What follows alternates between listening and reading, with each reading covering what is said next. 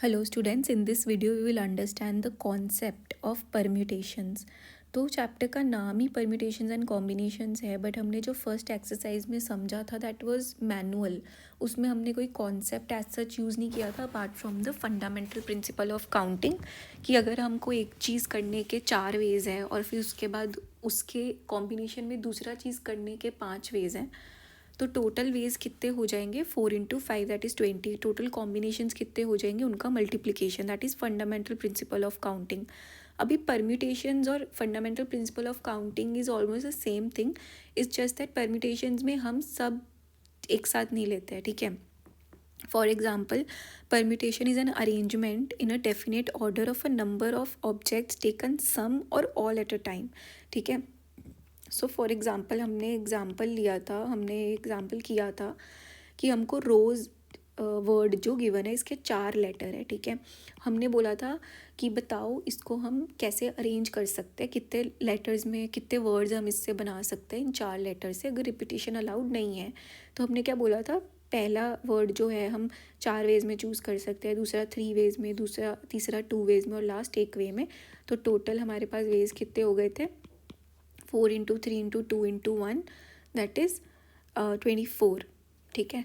तो अब अगर हमें परम्यूटेशन निकालना है, बट हमें बोला गया है कि आप ये 4 में से एट अ टाइम कोई भी 2 वर्ड्स ले सकते हैं, ठीक है, 3 वर्ड्स ले सकते हैं. लेट्स से 3 लेटर्स आप इसमें से यूज़ कर सकते हैं, आप उससे ज़्यादा नहीं यूज़ कर सकते हैं, ठीक है. तब हमारा आंसर क्या होता कि पहले के लिए हम 4 में से ले सकते हैं, दूसरे में 3 में से 2 में, तो यहीं ख़त्म हो जाता. आंसर दोनों केस में सेम आ रहा है. बट परम्यूटेशंस में ऐसा है कि वी आर टेकिंग, या तो चारों एक साथ ले रहे हैं या तो उसमें से कुछ सबसेट ले रहे हैं. We are not using all of the numbers at once, ठीक है. तो यहाँ पे जो थ्योरम 1 देखो, इसमें क्या गिवन है, the number of permutations of n different objects taken r at a time where r is between n and 0 and the objects do not repeat is n into n-1 into n-2, जैसे हमने यहाँ पे किया भी है, ठीक है, which is donated bye NPR. तो अगर मैं ये रोज़ वाला एग्जाम्पल ही आपको बताऊँ, तो देखो रोज़ में से हमारे पास जो टोटल नंबर है दैट इज़ 4, 4 लेटर गिवन है, that is n different objects. Let's say मैं इसमें से 3 ले रही हूँ, r ले रही हूँ, r इज़ माई 3, ठीक है, and r lies between 4 and 0. तो ये कंडीशन भी फुलफ़िल हो गई, ठीक है. तो टोटल नंबर ऑफ वेज जिसमें मैं इनको 3 ऑब्जेक्ट्स को जो मैंने उस 4 में से चूज़ के अरेंज कर सकती हूँ वो कितना है, 4 × 3 × 2, जैसे हमने यहाँ पे किया, ठीक है. अब अगर मैं इसको फिल करूँ, n इज़ 4, फिर n-1 कितना है 3, फिर n-2 कितना है 2, ठीक है. और लास्ट वाला मेरा कितना आएगा, n-r+1, तो n-r+1, this is the last one. तो लास्ट वन मेरा यही है, तो इसके लिए ये मेरा रिपीटेटिव हो गया, ठीक है. But this is the multiplication जो इसने बोला, और इसको इसने कैसे डिनोट किया, NPR, that is 4p3. So this is known as a permutation when you take a subset of the total number of objects and arrange them in a given order where repetition is not allowed, ठीक है. तो अब expression for NPR is cumbersome to write. जैसे यहाँ पे तो हमने सिर्फ 4 ही लिया था n टोटल, अगर n मेरा 6 हो 10 हो, ठीक है, तो इसको हम ऐसे थोड़े लिखते बैठेंगे कि n-1 n-2, तो बहुत मुश्किल हो जाएगा, राइट.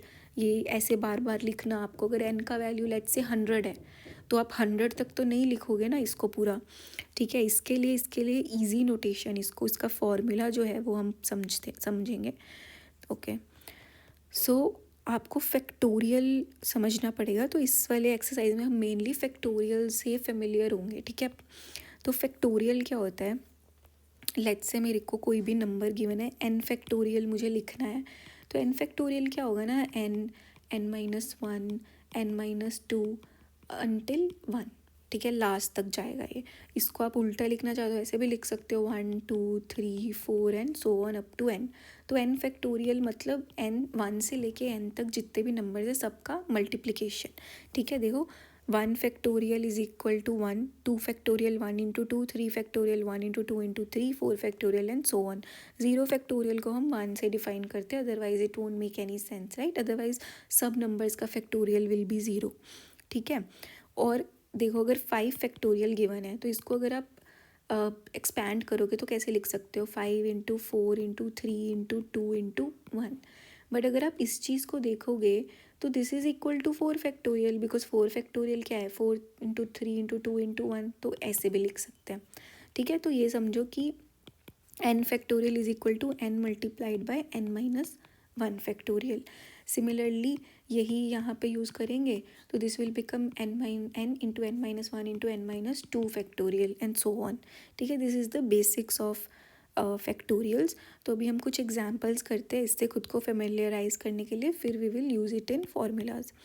तो एग्जाम्पल नंबर 5 है, तो सबसे पहले आपको गिवन है इवैल्यूएट 5 फैक्टोरियल। तो 5 फैक्टोरियल क्या है, 5 इंटू 4 इंटू 3 इंटू 2 इंटू 1, इसका मल्टीप्लिकेशन करेंगे तो 120 आ जाएगा। फिर second example is 7 factorial. 7 factorial is nothing but 7 into 6 into 5 into 3 4 into 3 into 2 into 1। तो इसको जब पूरे को मल्टीप्लाई करोगे तो 5040 आ जाएगा। ठीक है, अब आपको क्या गिवन है, 7 फैक्टोरियल माइनस 5 फैक्टोरियल। अब 7 फैक्टोरियल हमने निकाल लिया, 5040, 5 फैक्टोरियल भी हमने निकाल लिया, तो जब आप इसको माइनस करोगे तो 4920 विल बी द आंसर। ठीक है, moving on to example number 6। तो यहाँ पे आपको फर्स्ट पार्ट में गिवन है 7 फैक्टोरियल अपॉन 5 फैक्टोरियल। अब करने को तो ऐसे भी कर सकते हैं कि पहले 7 फैक्टोरियल फाइंड आउट कर लिया, दैट इज़ 5040, फिर 5 फैक्टोरियल फाइंड आउट कर लिया और फिर इसको डिवाइड कर दिया। बट इसको ईजी वे क्या है करने का, दैट 7 फैक्टोरियल को हम 5 फैक्टोरियल में चेंज कर देंगे। 7 फैक्टोरियल को हम लिख सकते हैं 7 इंटू 6 इंटू 5 फैक्टोरियल। ठीक है, और 5 फैक्टोरियल हमको नीचे ऑलरेडी गिवन है, तो ये 5 फैक्टोरियल आपस में कैंसिल आउट हो जाएगा, तो हमारा मेन आंसर क्या बचेगा, 7 6 42। ठीक है, सिमिलरली सेकेंड एग्जाम्पल जहाँ पे गिवन है 12 factorial upon 10 factorial into 2 factorial. तो सिमिलरली 12 को कैसे चेंज करेंगे, 12 into 11 into 10 factorial upon 10 factorial multiplied by 2 factorial. तो ये 10 फैक्टोरियल आपस में कैंसिल हो जाएगा, हमारे पास कि फिर क्या बचेगा, 12 इंटू 11 इंटू 2 इंटू 1, तो 2 1 ज़ा 2, 2 6 ज़ा 12, तो आंसर आएगा हमारा 66। Moving on to example number 7। तो यहाँ पे आपको गिवन है n factorial upon r factorial n minus r factorial, और n का वैल्यू है 5, r का वैल्यू है 2। तो इसको जब हम पुट करेंगे तो we will get 5 factorial upon 2 factorial and 5 minus 2 factorial, this is 5 factorial upon 2 factorial into 3 factorial. अब 5 को 3 में कन्वर्ट कर देंगे, 5 into 4 into 3 factorial upon 2 factorial का वैल्यू 2 ही होएगा बिकॉज 2 इंटू 1, और यहाँ पे आएगा 3 फैक्टोरियल, तो ये कैंसिल आउट हो जाएगा। फिर 2 2 ज़ा 4, 5 2 ज़ा 10। ठीक है, ये हमारा आंसर आएगा। Then example number 8। Example number 8 में क्या गिवन है, 1 upon 8 factorial plus 1 upon 9 factorial is equal to x upon 10 factorial and we have to find the value of x। तो इस केस में कैसे करेंगे, 8 फैक्टोरियल को ऐसे ही रहने देंगे, 9 फैक्टोरियल को हम 9 इंटू 8 फैक्टोरियल लिख सकते हैं। ठीक है, तो अब हम इसमें से क्या करेंगे, लेफ्ट हैंड साइड में से 1 अपॉन 8 फैक्टोरियल जो है वो कॉमन ले लेंगे, तो हमारे पास विद इन द ब्रैकेट्स क्या बचेगा, 1 प्लस 1 अपॉन 9, और इधर क्या है 1 अपॉन 10 फैक्टोरियल। ठीक है, तो ये हो गया हमारा 1 अपॉन 8 फैक्टोरियल, और ये हो गया 9 प्लस 1 अपॉन 9। ठीक है, अब 9 इंटू 8 फैक्टोरियल क्या हो जाएगा, 9 फैक्टोरियल। ठीक है, तो ये हो गया हमारा 10 अपॉन 9 फैक्टोरियल, और इधर जो ये 10 फैक्टोरियल है इसको I can write 10 into 9 factorial. ठीक है, अब ये 9 फैक्टोरियल और ये 9 फैक्टोरियल आपस में कैंसिल आउट हो जाएगा, तो x का वैल्यू क्या आएगा हमारे पास, 100।